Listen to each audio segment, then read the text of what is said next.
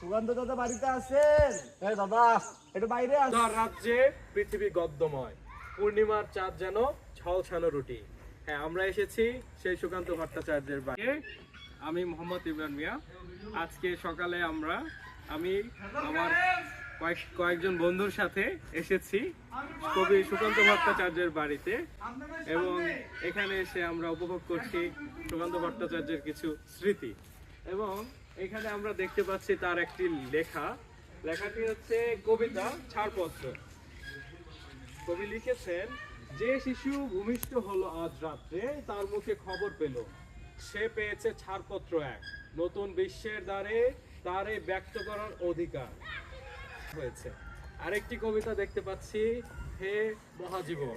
এইখানেই সেই সব থেকে আলোচিত দুটো লাইন পাওয়া যাবে। ক্ষুধার রাজ্যে পৃথিবী গদ্যময়, পূর্ণিমার চাঁদ যেন ঝলসানো রুটি। হ্যাঁ, আমরা এসেছি সেই সুকান্ত ভট্টাচার্যের বাড়িতে, এবং এই আশেপাশে এলাকা ঘুরে দেখলে বোঝা যায় যে কবি কেন আসলে এই ধরনের শব্দ ব্যবহার করতে পেরেছেন।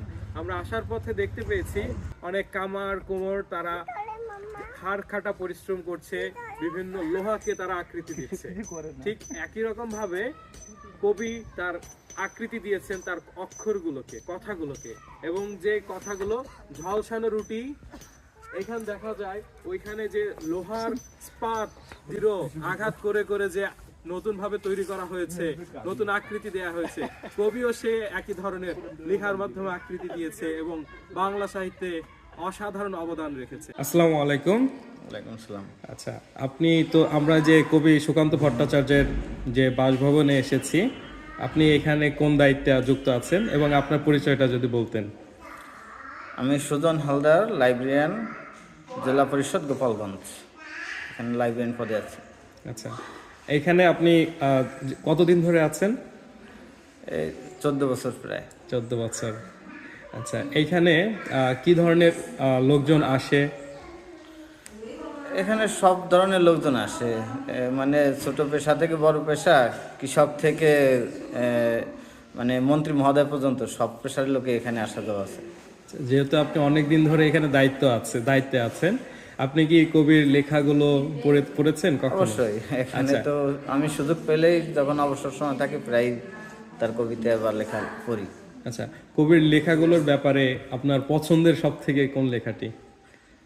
তার সবচেয়ে মানে আমার কাছে আবেদনময় মনে হয় ছাড়পত্র। এটাতে কি এমন বিষয়টা আছে যেটা আপনাকে আকৃষ্ট করেছে?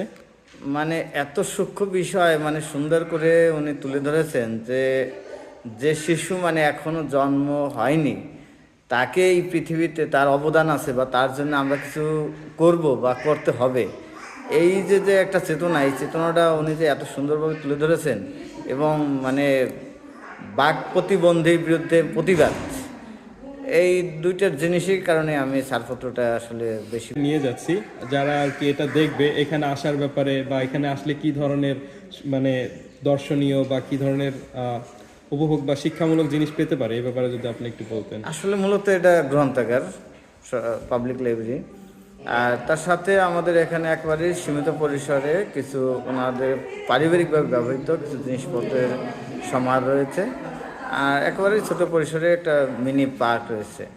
মূলত এখানে আর মানে সবচেয়ে দেখার মতো মানে প্রাকৃতিক গ্রামের বৈশিষ্ট্য এখানে আসলে উদাহরণস্বরূপ বোঝা যায়, দেখা যায়।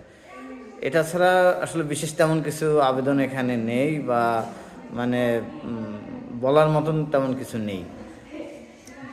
ধন্যবাদ আপনাকে সময় দেওয়ার জন্যে। আপনাদের ধন্যবাদ, আপনারা অনেক কষ্ট করে আসছেন দূর দূরান্ত থেকে, এজন্য আরেকবার স্বাগতম। ধন্যবাদ। আমার হাতে এখন যে বইটি দেখতে পাচ্ছেন সেটার নাম হচ্ছে ছাড়পত্র। এখানে কবি সুকান্ত ভট্টাচার্যের কিছু কবিতা রয়েছে। একদম কবি সুকান্ত ভট্টাচার্যের বাসগৃহে এসে তার স্ট্যাচু বা স্মৃতিস্তম্ভের এখানে দাঁড়িয়ে আবৃত্তি করছে তার কবিতা 18 বছর বয়স। 18 বছর বয়স কি দুঃসহ, স্পর্ধায় নেয় মাথা তোলবার ঝুঁকি। 18 বছর বয়সে অহরহ বিরাট দুঃসাহসেরা দেয় যে উকি।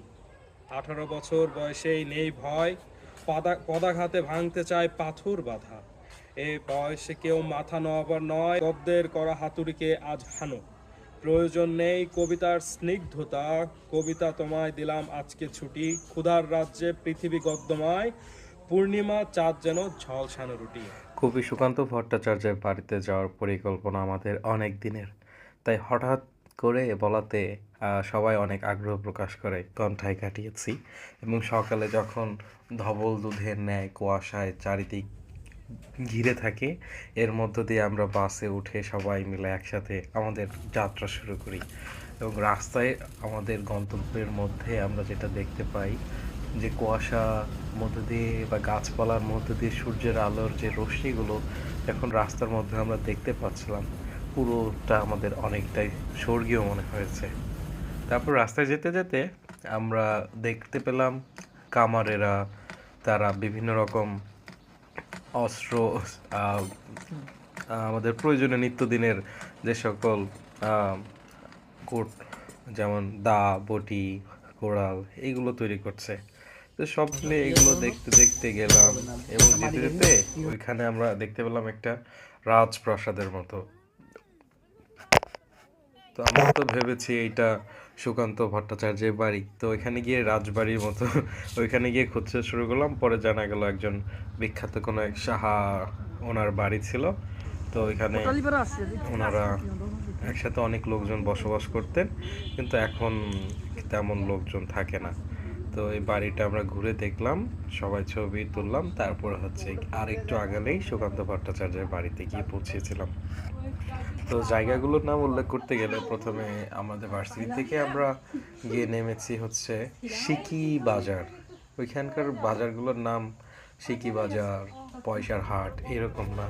তো সব মিলিয়ে যদি আমরা অভিজ্ঞতার কথা বলি, আমাদের গন্তব্য তো অবশ্যই ভালো, গন্তব্যের থেকে আমাদের রাস্তাটা আরও বেশি ভালো লেগেছে।